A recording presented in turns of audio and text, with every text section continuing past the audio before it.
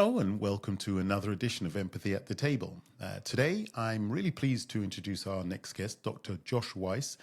He is one of the top 30 negotiation gurus in the world, and I've been following him for a while.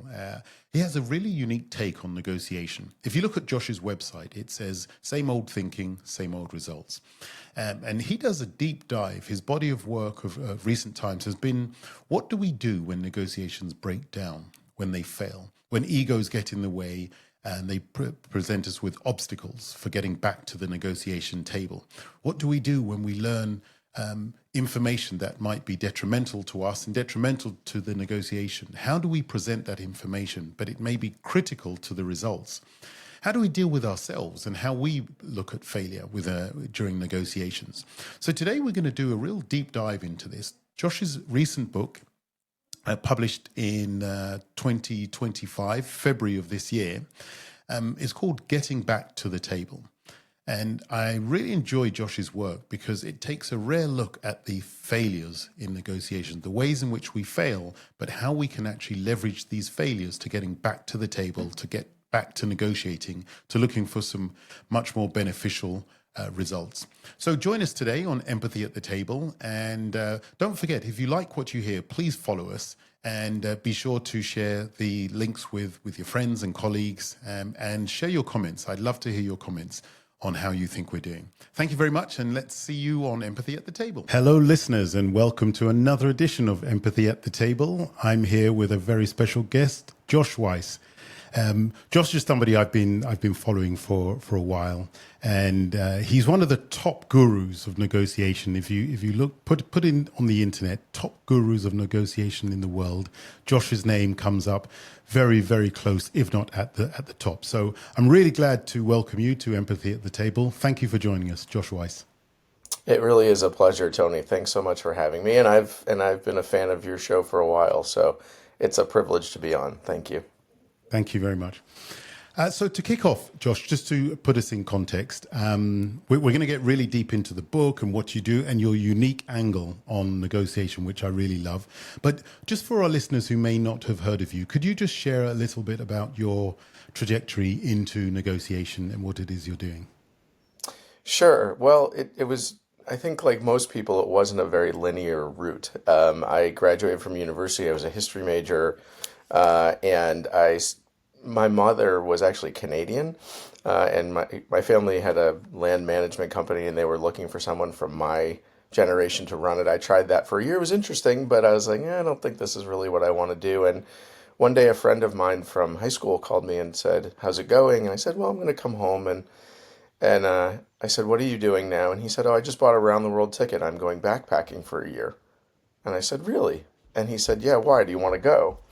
And I said, yeah, without really thinking about it, sold everything I had and spent a year, bought this round the world ticket that in 1991, 92, which was about $1,500 and left with $15,000 to my name. And the reason I highlight that is because it was really, really formative. I came to realize that I knew everything I thought I knew about the world was wrong. And the theme that sort of kept emerging as I was going from these different places was conflict and negotiation. And I thought, when I get back, I really need to sort of explore this and perhaps make a career out of it because I can see the great need for it. When I was in India, I found myself in the middle of a Hindu-Muslim riot. And when I was in Nepal, there was a truck driver strike on the one road between Kathmandu and Pokhara where I was going to hike. And we sat there for 24 hours as they negotiated out a solution. And then I was in the former Yugoslavia as it was coming apart. And then, like, my grandmother's family, she left in 1939 before the Holocaust. And the vast majority of her family died, and she never knew where they died. And so I spent a month going from camp to camp trying to find out any information. So when you put all of those things together, it sort of says, hey, you need to try to do something about this. You're only one person, but I guess that's how this works. So I came back and went to graduate school and really got a fire lit under me in the world of sort of conflict resolution. And I gravitated to negotiation because it was the most practical. And I noticed that when I would talk about conflict resolution, people would say, I don't have a conflict. Yeah. when I would talk about negotiation, they would say, "Oh, I have these negotiations and this and this and this." And for me, I really believe we use negotiation not only just to create deals and agreements and things along those lines, but also to build relationships and partnerships that we use over a lifetime, as well as dealing with conflict. And so, there's a level of depth that we get into when we're talking about dealing with conflict that maybe some negotiations don't go to. But for me, the skill set, the knowledge, the way of thinking about it all sort of fits together. So that was the sort of very non-linear way of getting into this. And then I started working at the program on negotiation at Harvard Law School and just became fascinated. There were people coming through, there were stories, there were academics who were always talking about the examples and things they had been doing. And I thought, this is really fascinating, and I need to keep doing this and be part of this world.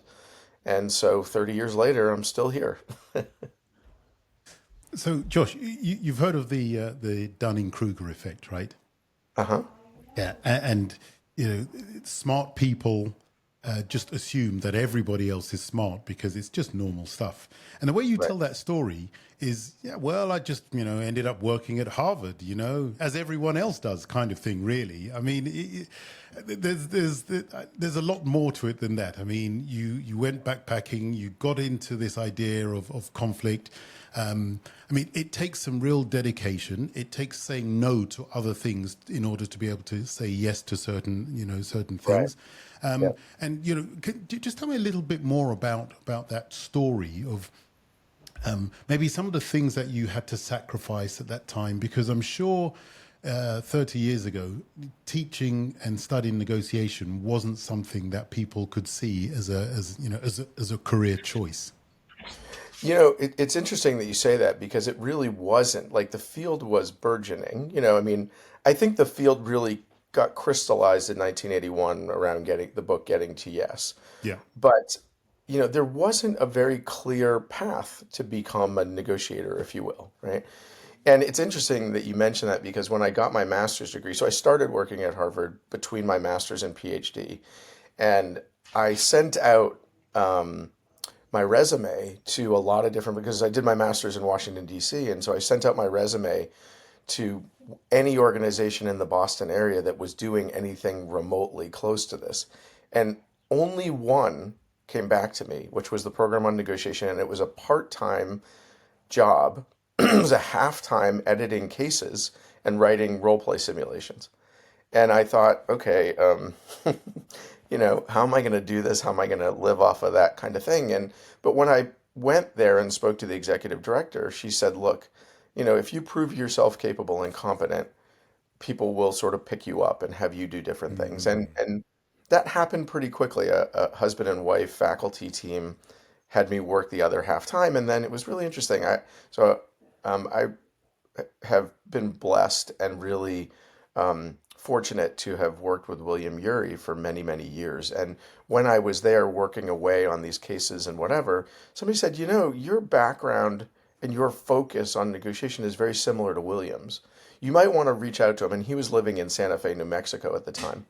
So I wrote him a letter, an actual letter, because that's what you did back then. Um, and I said, listen, I don't know if you need a researcher or somebody to help you, but if you do, I'm here. And, I'm really fascinated by the kinds of things you do. And about 3 weeks later, he called me and he said, I'm working on a new book and I really could use a researcher. So here's a trial run for you. Go get me 10 really good quotes on war and peace.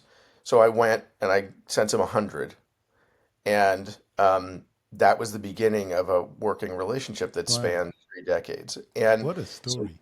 the interesting thing for me, and I often say this to my kids and other young people who are sort of coming up in the field, is look, you start somewhere and don't, I know we all want to mediate, um, you know, lots of different kinds of conflicts at the societal level or whatever, but we all have to start somewhere and work our way from that point forward. And I think it requires a lot of, focus that this is really what I want to do Mm. and understanding there's a lot for you to learn along the way. And and it was interesting because when I was there working with William and things, I looked around and I was like, well, everybody here who's doing something really interesting either has a law degree or a PhD. And I was like, well, maybe I should think about that. And I actually TA'd some classes at the law school, and I did not resonate with it. It just was not my way of thinking. Everything was really, really adversarial, and I thought, just knowing myself, I was like, this is not how I think about things. Like, I have to do things a little bit differently. And so I started looking into a PhD, and I got really interested when I was at Harvard. They do a lot of executive seminars, and one of the things they asked me to do, again, some people might look at this as sort of a menial job, but there was a nugget within it, which was, so I was asked to go and record the executive seminars with different people like Roger Fisher and Bob Minuchin and Larry Susskind and William Ury and right. And at first I thought, geez, I got a master's degree, I'm video recording. And then I thought, wait a minute, you're not thinking about this the right way. You're going to get to sit and watch some of the best negotiators in the world doing this. And Mm. it's an opportunity for you to learn, what would you do? How would you do these things if you were doing this? And what could you learn from some of these folks? I remember Larry Susskind used to do these fish bowls where he'd put people in front of everyone and have them negotiate things out. And I thought, oh my God, I could never do that. Like, I would never know how to guide that conversation. And now it's one of my favorite things to do. Right. So I think it's a little bit like when the world gives you lemons in one sense, can you make lemonade? Yeah. And can you see the opportunity within whatever you're doing? And I really learned a lot from those people and watching them do what they do. And to be very honest, I think I picked some of those things and thought, let me try to make these my own because I can see how interesting they are. So, Mm. there's always the opportunity to do that if you're looking for it and you're thinking about it that way. Sometimes my kids say to me, Dad, I'm bored. I'm like, boredom is a lack of creativity. There's always something interesting for you to do out there.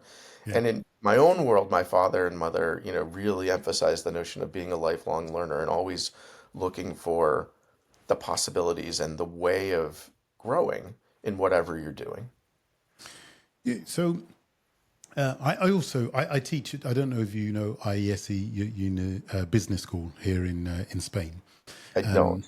It's one of the top business schools in Europe, and we teach communication skills, leadership, and also negotiation. And one of the things that come up time and time again is this is great academically. I can understand the academic frameworks. It all makes sense. But, the old adage, everyone has a plan until they get punched in the face, right? How much real world experience do these academics actually have when it comes to really negotiating Yeah. tough situations? How do you respond to that? Well, it's funny because I remember posting something relatively recently on LinkedIn, and somebody responded and said, how can you learn negotiation from a book?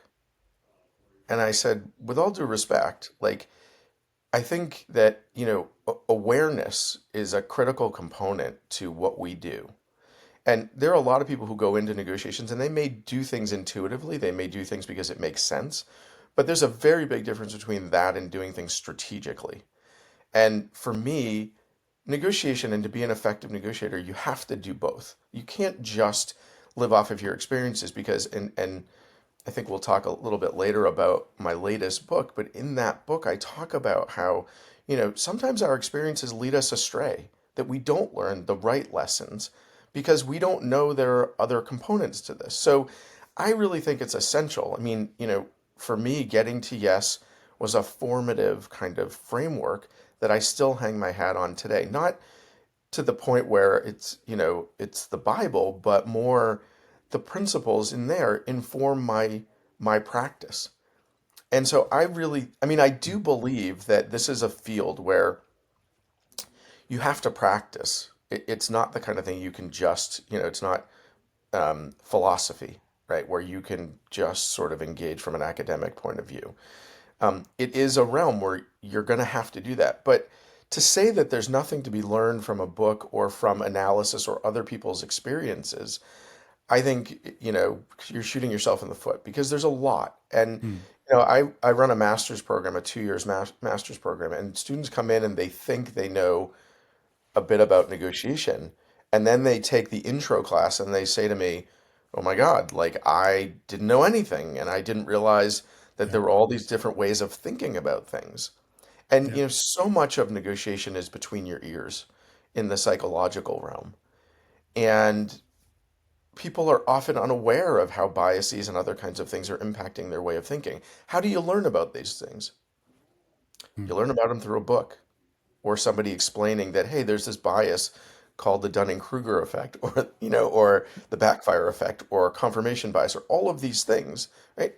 So I find that really interesting that people might even say that, because how do we learn about anything? Yeah, You yeah, know, I definitely agree with you. I like the what you've said there is you need the frameworks, and I know in your book you talk about learning lessons, not just any lessons, right? And right? so part of that is if you if you just rely only on experience, you might get very good at doing the wrong thing very well. But you do require some other frameworks, some other things to challenge your angle of thinking based on research so that you can become a better professional. I think that's exactly right. And I think that, look, there's lots of ways for us to learn. And I think we need to be, to be a really good negotiator. First of all, to me, this is not a destination. You don't arrive and say, I'm a great negotiator now. That's Yeah, not how it works, right? It's a journey. And you keep learning. I mean, I'm 30 years in and, working on that new book taught me new things about how do I think about failure and setbacks and things along those lines, right? So I think we always have to be open to all of these ways of taking things in. And I will tell you that one of the best parts of having worked at Harvard is all of the people that come through there who do these talks. I mean, it's an education in and of itself. You don't have to go to school there yeah, yeah, to learn from all of these people. And there's always nuggets in there. And so, to me, it's going and listening to people is like reading a book, yeah. taking in their experiences, their information, and you're saying, wow, that runs against what I thought, you know, is effective negotiation or whatever it might be. So Yeah. I'm a huge believer that we need to be open to all kinds of learning. And what's really interesting too for me is I remember one time a guy came up to me after a day of training. It was going to be a 2-day training. He said, I got to tell you, you didn't teach me anything new. And I said, wow, well, I'm sorry you sat here for 8 hours. He said, no, no, no, don't, you're misunderstanding. I'm like, okay, well, say more. He's like, I do the things that you were talking about, but what I'm realizing now is that I don't do them strategically. And he said, that's a really big difference. And it's helping me to understand how I could do this differently. And he said, he was an engineer. And he said, I've been working in this field for 42 years. He said, if I had had the way in which you're helping me to think about this, my career would have been very different because I had to sort of intuit my way through it. And I made a lot of mistakes without Exactly. realizing there were these different possibilities and different ways of thinking about things, etc. So, and here in the US, I will tell you that there is sort of there's a backlash against education, which is really sort of stunning to me because, when I was growing up and a lot of the people that I know, parents always said the one thing that is a non-negotiable is education. Yeah, Like that is the way that you succeed. yeah, And now there really feels like there's a pushback and saying, well, not everybody needs to go to higher education. I didn't, none of us said not everybody has to. There's nothing wrong with if people decide, hey, I want to go to the trades or whatever. Like, that's great. Do that. But we all have to keep learning. That's how human beings grow. And I think from a negotiation point of view, it is essential that you find ways to learn, whether it's podcasts, whether it's books, whether it's your own experiences, and then take them and meld them all together and keep growing and saying, this is productive. And I used to think this was helpful, but now I'm realizing maybe it wasn't. To your point, you could learn the wrong way to negotiate and keep doing it, taking a really hardline positional approach when the relationship matters and you just shot mm. yourself in the foot because you didn't realize how important the relationship was. Something like that, right? I've already got like 2 pages of notes. This is, and we haven't even started talking about the book, which is what I want to move on to. But before we talk about the book, I want to talk about what I call the book, which is Dr. Fiddle's brilliant book of conflict potions and other magical things. I haven't read it, but as I was doing the research, I saw it and I thought, for 8 to 11-year-olds, that's just beautiful. And then I did a bit more digging to figure out how you told the story in there. But please, for our listeners, can you share, number one, why you wrote the book, and then also share the unique way you said you use the potions to show empathy, to show different skills. Please, could you just share a little bit about that? Yeah, and I will say that, so I've actually done a trilogy of other children's books for 6 to 10 years old, called the Adventures of Emo and Chicky. And part of the reason my colleague and I did that was because we wanted, like, if you look at books that are written for children about conflict and negotiation, it's use iMessages, that kind of thing. It's not stories, and stories are universal, right? That's how we all learn. So in those books, the first one was about creative problem solving, the second one's about bullying, the third one is about a social media conflict, okay?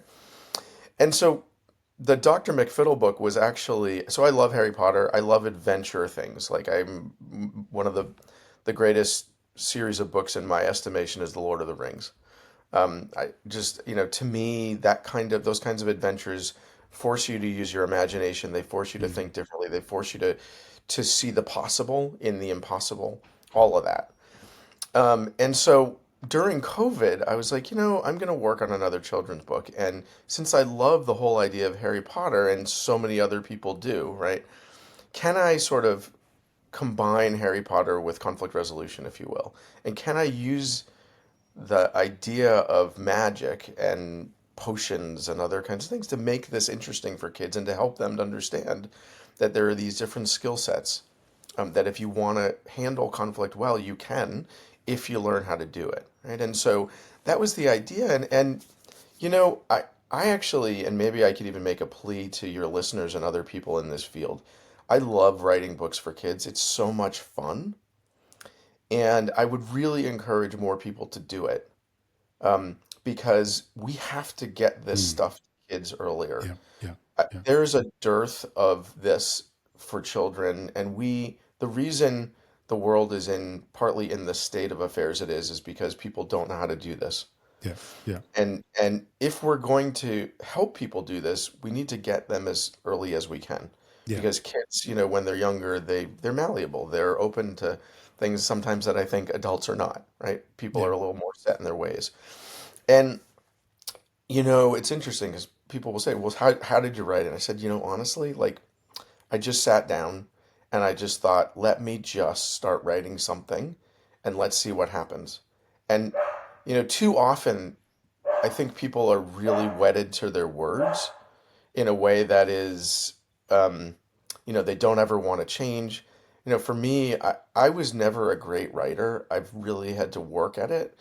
And so I always expect to write and rewrite and rewrite, sometimes up to 50 times, because I want not to make it perfect, but I can see how it can be improved.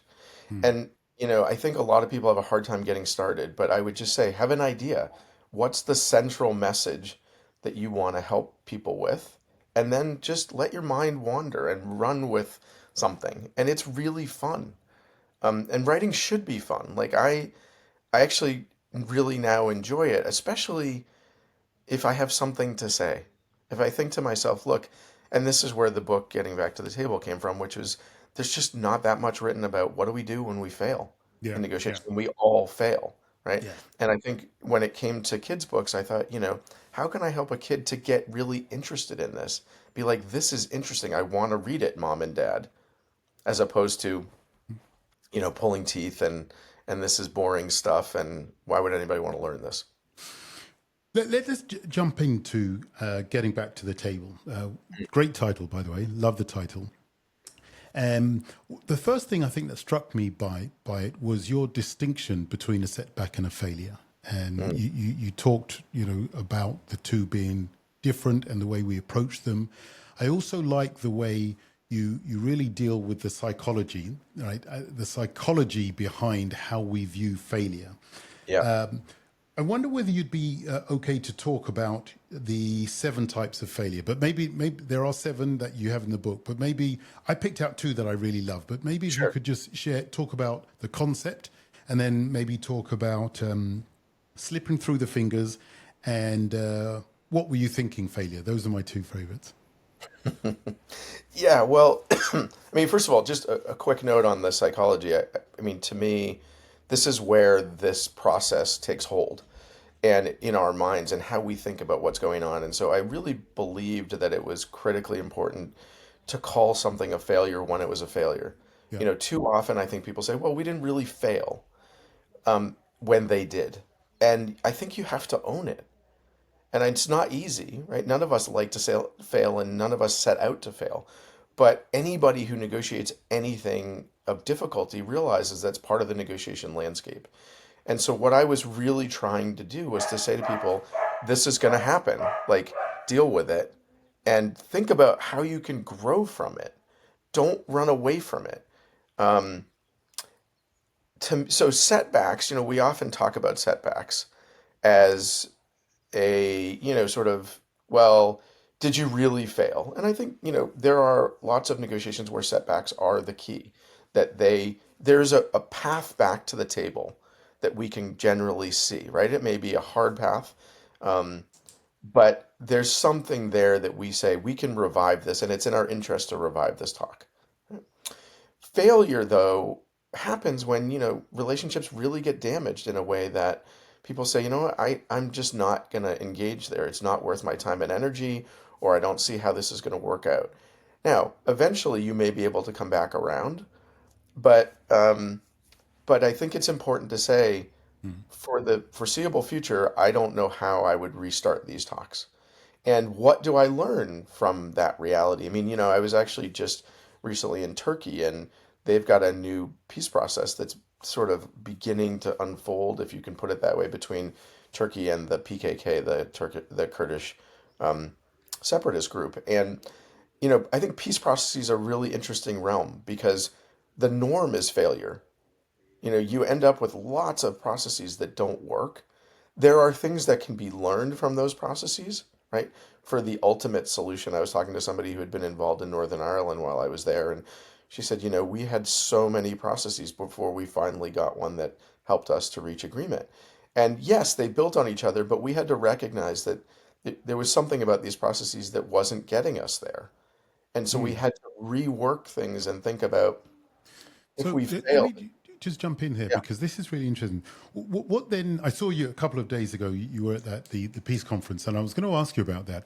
What do you think is the underlying motivation to keep going when you keep hitting setbacks and failures? Well, I think the underlying motivation, to be very honest, is that people realize that this is necessary. Like this is we our alternatives are really bad. And this is a moment where we can sense that there's political will. I think when it comes to peace processes, one of the core determinants of peace processes and the success of peace processes is there the political will of the leaders to really genuinely see this process through. Yeah. I don't believe, by the way, that those kinds of processes can succeed just with that.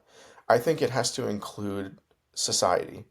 I think there has to be a really important role for people to begin to change their mindset and their way of doing things. And again, I think Northern Ireland is a really good example of that, where community development organizations worked at the grassroots level to recreate society because society's been damaged and Yeah. wounded and badly hurt by these conflicts.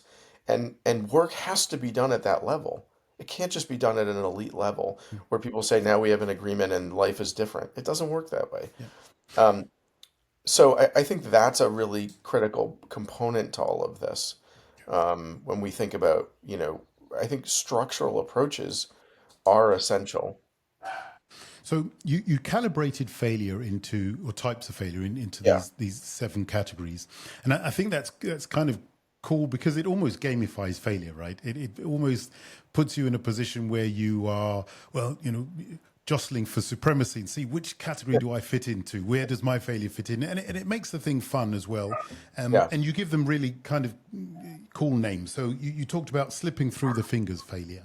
Yeah. Do you want to share that Yeah, one and let me more just time? say very quickly that so I share 7 ways that you can fail, right? And Yeah, part of the purpose, you remember we talked about when we talked about can you really learn negotiation from books? Well, to me, part of doing that was to say, here are the 7 ways that I can think that you can fail in negotiation, right? And you should pay attention because you're going to notice that you might be going down that road. yeah, Right? So it's back to awareness, right?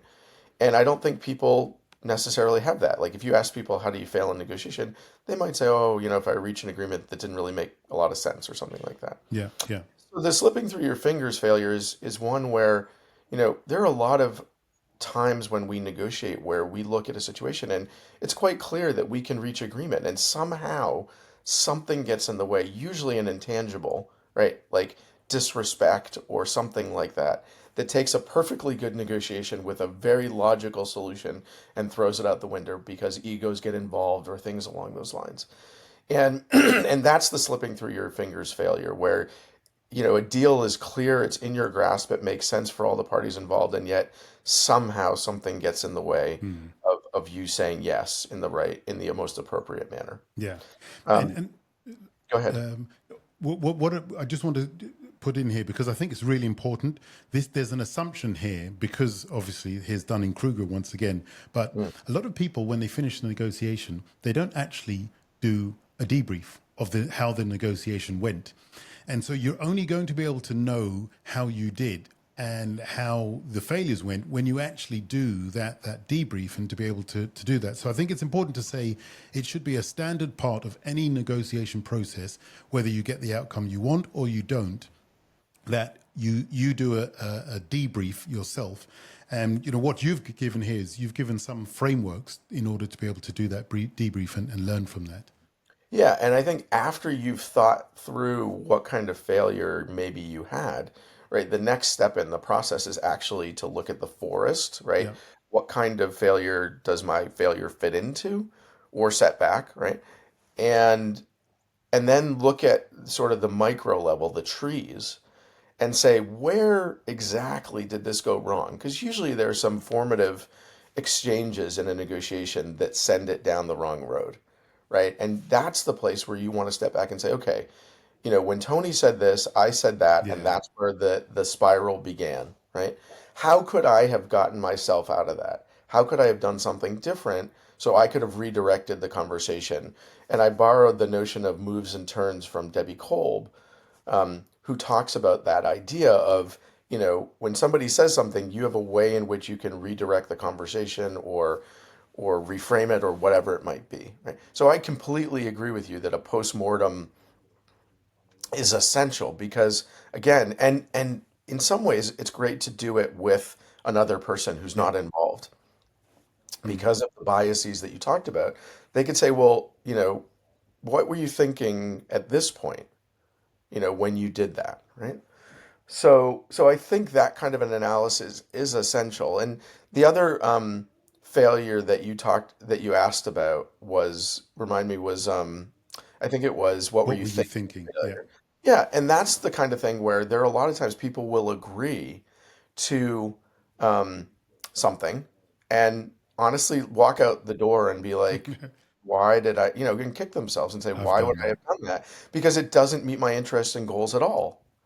And I Guilty. think, right, and I think we all are. And I think that part of that is due to the pressure that we feel and to reach an agreement, especially if maybe we're not prepared or maybe we're a new negotiator. Um, we think that our goal and our purpose is to reach agreement in negotiation when it's not, right? It's about meeting your goal as best as possible. And so, and I think agreement bias, that concept is real. I'll often, when I do trainings or I'll be working with my students, I'll say, here's a simulation, take 30 minutes. I don't care if you reach agreement or not. Yeah, yeah, And I'll tell you, and then I'll say, you have 3 minutes left. And guess what happens? There's a mad scramble to reach agreement. But when I start the debrief, I say, I told you I didn't care. Why did you do that?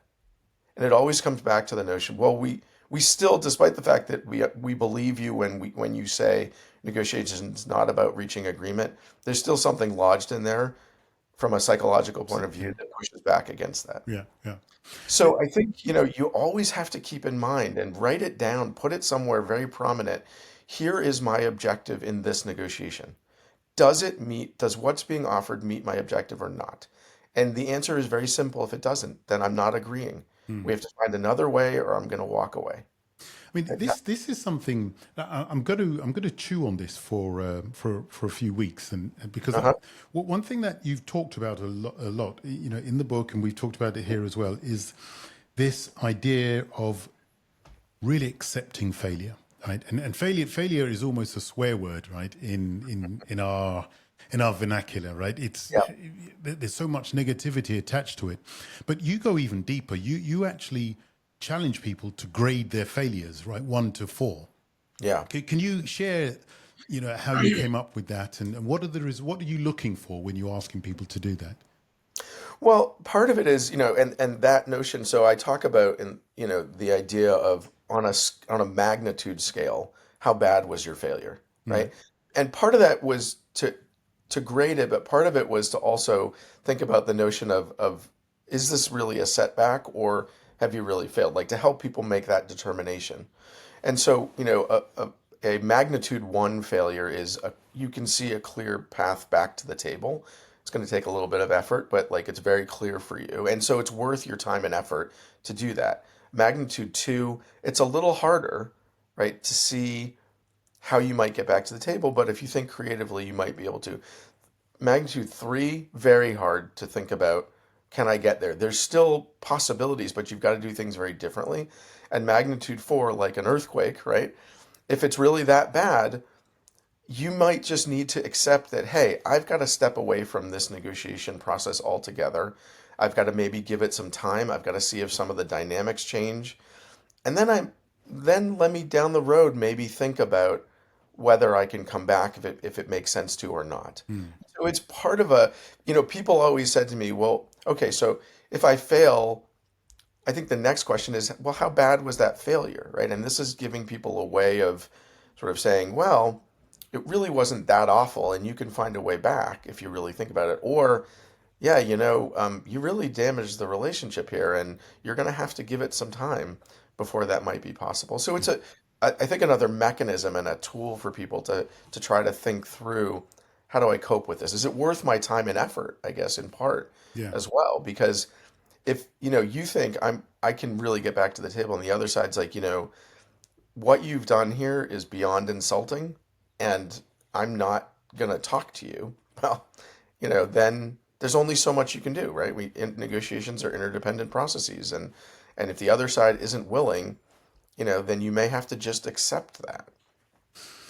Hey, Josh, we are coming to the end, Mm, and I knew this was going to happen. I've got still loads and loads of questions, so I'm going to have to invite you back for a part 2. be a pleasure. But there is one question that I do want to ask before we close. Um, so imagine you have two politicians who of opposing parties, and they completely disagree with each other, Yeah. and both of them read your book, and after they've read their book, what is it that you hope, when you wrote this book, what is it that you hope will be different about the way these two politicians would interact after having read your book? First of all, politicians are a different breed of humans. Right? So it's always hard for me to predict what politicians are going to do, as opposed to the normal negotiator out there. But I think that what I would really hope, and at the end of the book, I talk about the Japanese art of kintsugi Yeah. and this notion that, and for those who don't know, that whole idea is that it's the art of imperfection. It's embracing imperfection, and we know that we're gonna fail in life. Like, can you think of a realm where people don't fail? And the answer is very likely no, right? It's very hard to think of a realm where failure doesn't occur. And, politicians in particular have the public aspect Yeah. of what they're doing, right? That they have to think about, if something doesn't go well, it's going to reflect on them. In some ways, I would actually hope for them to be able to turn around and say, listen, we know failure is going to happen. We know not every negotiation is going to get us where we want to go, but we're going to embrace the notion of resilience because that's actually what underpins the message of the book is persistence and resilience. And it's easy to give up. It's easy to say, I tried to negotiate, the other side wouldn't do it.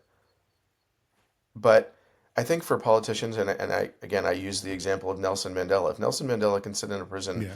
for 27 years and come out and say, hey, we really need to get back to the table, whatever it is that you're discussing and arguing, you can too, right? So I would hope that they would say, okay, we failed. And maybe they can even say, hey, in politics, we fail. We don't always get a bill done. We don't always get this legislation done. But we're going to stick with it. We're going to Mm. stay at it because it's critically important for our people to end up with the best outcome.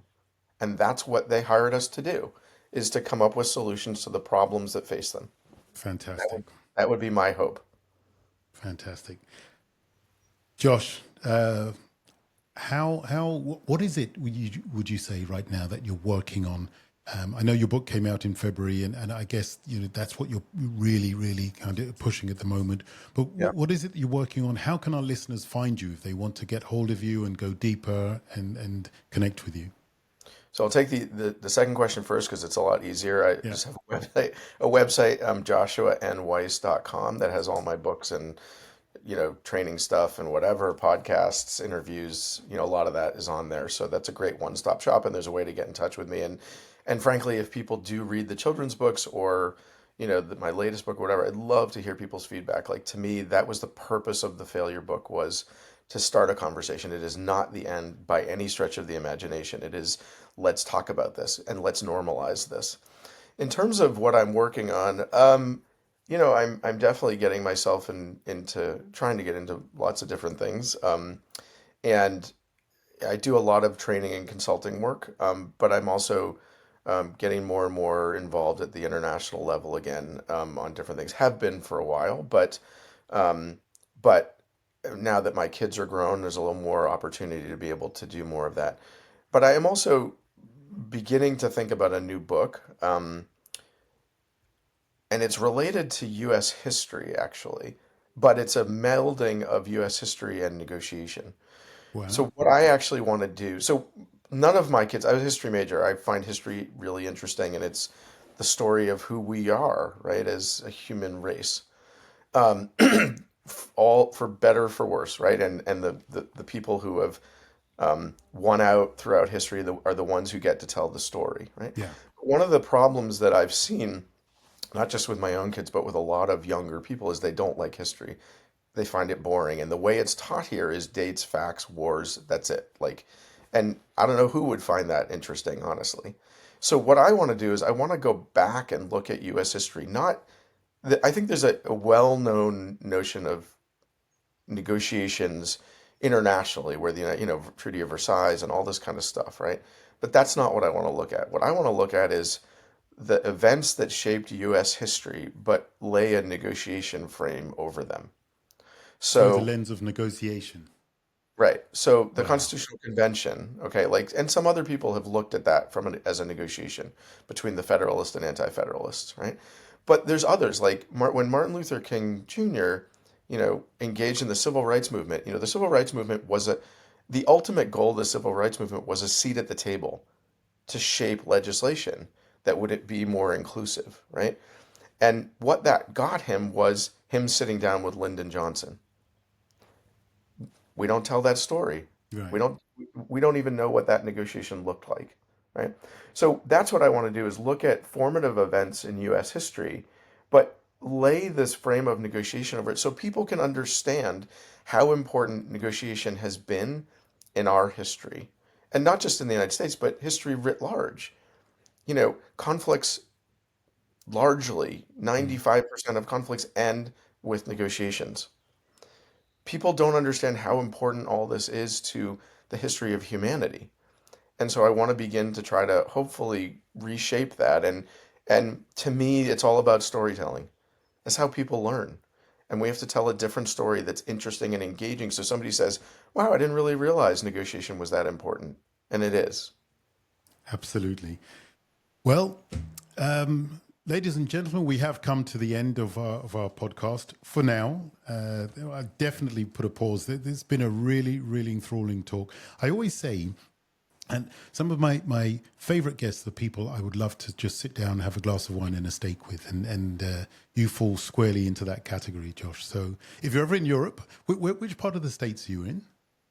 I'm in Massachusetts near Boston. Okay. All right. Yeah. So I was actually at Harvard 2-3 Oh, year ago I did the program on negotiation there.